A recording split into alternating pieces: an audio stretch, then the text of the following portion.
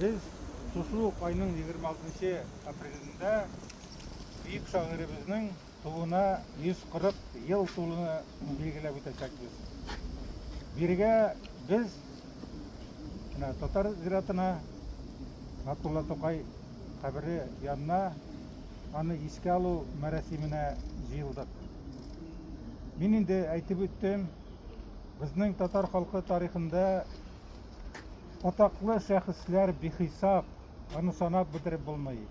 Менә татар әдәбиятының чишмә башында торган Кол Галидән саный башласак, алар бик күпкә китә. Безнең милләтебездә классик әдипләр, шулай ук дин әһелләре бик күп чыннан да.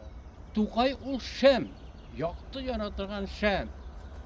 Шәмнең яктысы аның гөлнең төбенә төшми, караңгы. Зирактан яктырта шәм. Без Тукайдан ераклаша барган сайын яктыра барачакбыз. Аның бийеклеген аңлый барачакбыз. Тукай яшәгәндә, халык яшәгәндә бу шәм сүнмәс.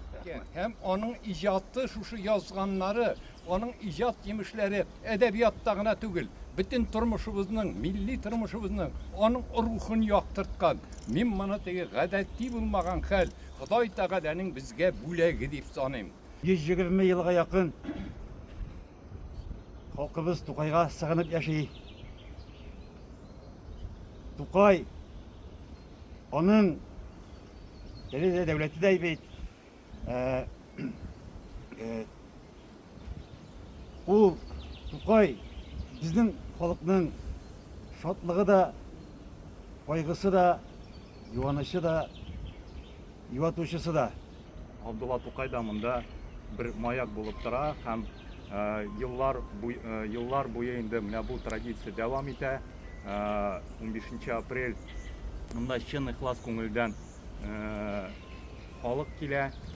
Bu yıl da indi biz hatta bir vakit içinde sıymadık. Okutucular geldi, milli ziyalılarımız, yazıcılarımız, kompozitorlarımız, ressamlarımız. Alğa taба da bu günlerde mında халық ağılaşak. Hem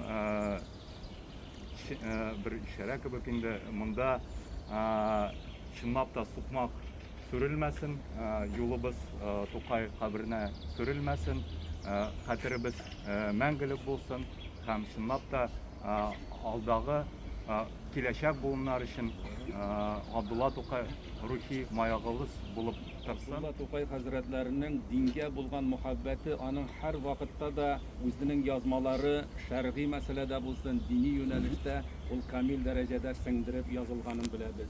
Ol bitmene kitap degeçtin, ol bir başka kitap turunda tugul, in birinci min koluma kitap alam degeç, ol Kur'an kitabı. Aydınlanır ormanlar, uyanır ki insanlar, bahçeler yeşillenir, kırda oynar kuzular. İşte uyandı herkes, her yamaçtan başkasız. Katar katar uçuyor, nedir kuşlarda heves. Erken çocuklar, okul yolunu tutar.